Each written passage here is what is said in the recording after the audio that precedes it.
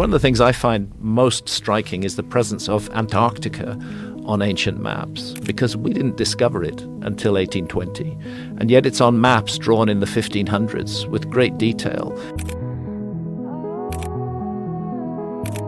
To me, the obvious answer is we are dealing with the fingerprints of a lost civilization.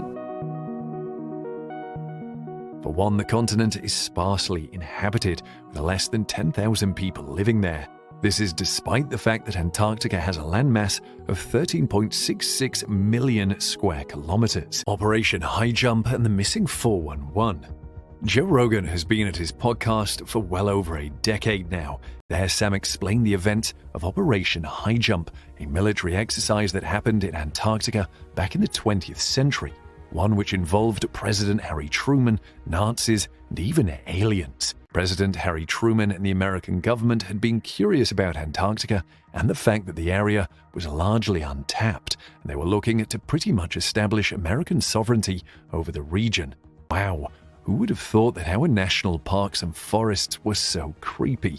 The story of America's pact with the Nazi aliens ends up leading to that of the missing 411, a series of unsolved cases surrounding people who have gone missing in national parks around the country. One of the biggest reasons why Antarctica is so sparsely populated is, unsurprisingly, the fact that it's so cold. For someone like Colin, who had to do a lot of lifting and moving, this can be especially challenging. I mean, with the cold and the threat of frostbite, the continent is definitely not necessarily where you just want to venture into willy-nilly.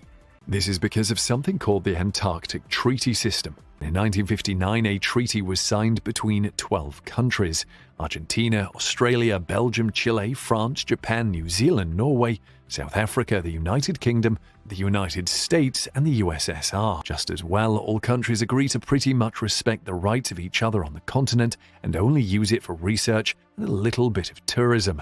The entire point of the treaty is to ensure that the environment is protected and that no man-made activity, including and especially industrialization and war, can threaten the biodiversity of the continent.